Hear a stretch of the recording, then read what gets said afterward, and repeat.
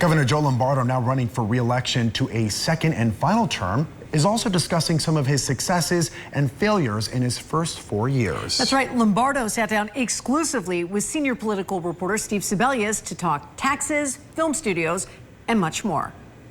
This empty field behind me was supposed to be the home of a bustling Las Vegas film studio, but that was before the 2025 legislature killed a bill to provide transferable tax credits to Summerlin and Hollywood studios to build it.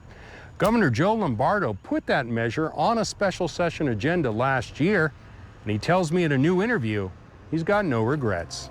Summerlin Studios. The film studio would have cost the state about $1.8 billion in tax credits, the largest subsidy in state history. To me, it was an economic driver. Lombardo tells me legislative leaders believe they had the votes to pass the measure, and he's sorry the state won't reap the jobs and economic impact that would have come with the studio.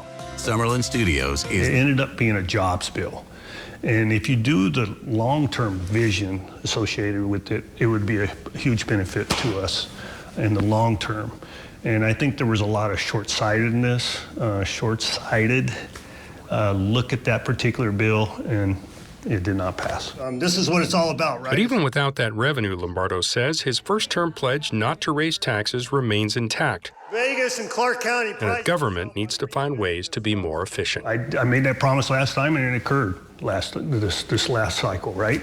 I made that promise going forward, and we're going to do everything within our power to ensure it doesn't happen again. So, you know, I always think there's another way to do business in government, and the answer is not to raise taxes. That is the default answer.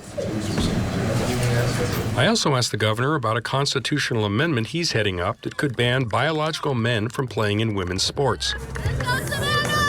If that initiative collects enough signatures, it could go on the ballot in November. But as we went through that timeline... Lombardo says the idea is popular in polls, but I asked him whether members of Nevada's LGBTQIA community might feel attacked by their governor. It wasn't my motivation. That wasn't my, reasons for doing what I'm doing.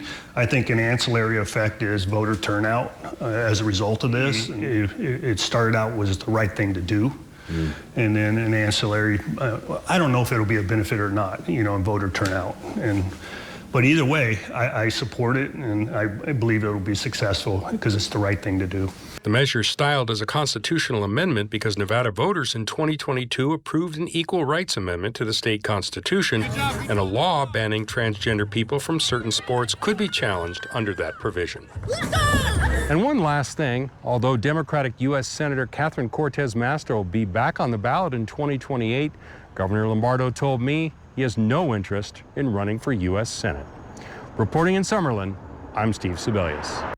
And tune in tomorrow as Steve talks to Governor Lombardo about issues including water and the battle over mail ballots. If you have questions about Nevada politics, you can ask Steve. Just scan that QR code on your screen or send Steve an email. The address is steve.sebelius@ktnv.com.